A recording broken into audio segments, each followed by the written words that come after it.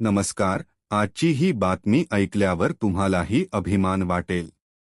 कारण ही गोष्ट आहे एका साध्या सफाई कर्मचारी पदमांची, जिनं 45 लाख रुपयांचे सोन्याचे दागिने परत करून समाजाला माणुसकीचा धडा दिला. या पदमा कोण आहेत? पदमा या रोजंदारीवर काम करणाऱ्या सफाई कर्मचारी आहेत.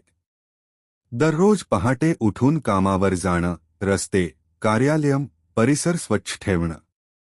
अत्यंत कमी पगार, साधी राहणी, लहानसं घर, कुटुंबाची जबाबदारी.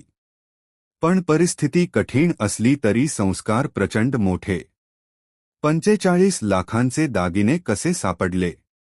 काम करत असताना पदमांना कचायाच्या पडलेल्या बॅगेत सोन्याचे हार, बांगड्या, अंगठ्या, मोठ्या प्रमाणात दागिने सापडले. सुरुवातीला त्यांनाही विश्वास बसला नाही. पण चौकशी केल्यानंतर लक्षात आलं की दागिन्यांची किंमत तब्बल 45 लाख रुपये आहे. पदमांचा मोठा निर्णय. त्या क्षणी पदमांसमोर दोन पर्याय होते. कोणी पाहत नाही, गप्प राहायचं, योग्य ते करायचं, आणि पदमांनी निवडला प्रामाणिकपणाचा मार्ग. हे माझं नाही, कोणाचं तरी आयुष्य यावर अवलंबून असेल. पदमांनी दागिने ताबडतोब पोलिसांकडे सुपूर्द केले. ही बातमी बाहेर येताच सर्वत्र कौतुक झाले. सोशल मीडियावर व्हायरल झाले.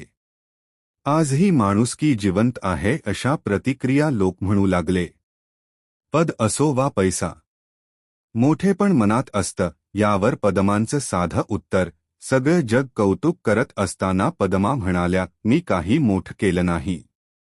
जे योग्य होतं तेच केलं. आज जेव्हा प्रामाणिकपणा दुर्मिळ होत चाललाय, तेव्हा सफाई कर्मचारी पदमा समाजाला आठवण करून देतात, श्रीमंती सोन्यात नसते, मोठेपण पदावर नसतं, माणुसकी अजून जिवंत आहे.